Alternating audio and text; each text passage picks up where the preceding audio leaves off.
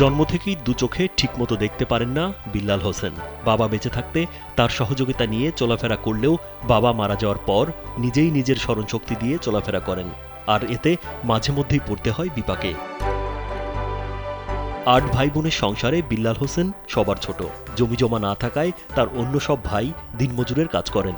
নিজেদের সংসার বড় হয় খোঁজ নিতে পারেন না দৃষ্টি প্রতিবন্ধী বিল্লাল হোসেনের।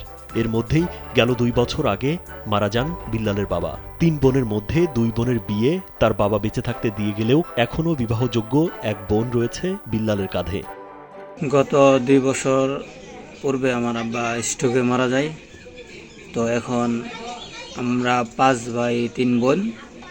আমাদের যার যার ভাইয়েরা সবাই আলাদা।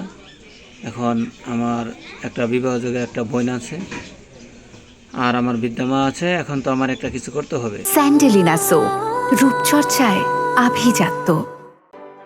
দৃষ্টি প্রতিবন্ধী হয়েও বিল্লাল হোসেন স্থানীয় FKM হাফিজিয়া মাদ্রাসা থেকে 30 পারা কোরআন মুখস্থ করে হয়েছেন হাফেজ। কিন্তু দৃষ্টি প্রতিবন্ধী হওয়ায় পাচ্ছেন না কোথাও কাজের সুযোগ। এখন ভরসা শুধু একটা প্রতিবন্ধী ভাতা কার্ড আর অন্যের সাহায্য সহযোগিতা।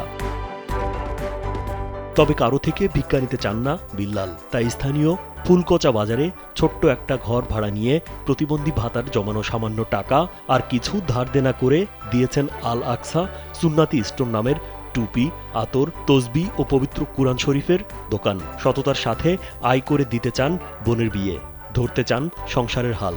সহযোগিতা পেলে হতে চান উদ্যোক্তা। অন্তর্বর্তীকালীন সরকার আমাদের মতন দৃষ্টি প্রতিবন্ধী মানুষদেরকে যে উদ্যোক্তা বানা, ব্যবসায়ী বানা। আমরা চাই আমরা মানুষের খেদমত করব, দেশের খেদমত করব, আমরা নিজেরাও চলব।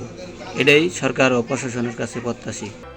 বিল্লাল হোসেন জন্মগত প্রতিবন্ধী হলেও স্বাভাবিক মানুষের মতো বেঁচে থাকার যে অদম্য আগ্রহ দেখিয়েছে তা দেখে বিস্মিত এলাকাবাসী। বিল্লাল জন্ম থেকেই অন্ধ, দেখে না, তার কিছু নাই, তার বাপটা মারা গেছে। সাহায্য করে কিছু এই দিয়ে ওর দিন পাঠ চলে। তাহলে আপনারা যদি সরকার থেকে কিছু অনুদান দেন তাহলে ওর জন্য কিছু ভালো হবে। সরকারি সহযোগিতা বা বিত্তবানদের এগিয়ে আসার আহ্বান জানান স্থানীয় ইউপি সদস্য মোহাম্মদ শহীদুল্লাহ। প্রতিবন্ধী কার্ড দিয়েছি এবং আর্থিক সহযোগিতা যতটুকু গভর্নমেন্ট থেকে আমরা পাই তাকেও দেওয়ার চেষ্টা করছি এবং দিব ইনশাল্লাহ। বিল্লাল হোসেন জামালপুরের মেলান্দহ উপজেলার 8 নম্বর ফুলকচা ইউনিয়নের 2 নং ওয়ার্ডের মৃত শাহজামালের ছেলে। রাজীব বিশ্বাস, কালবেলা।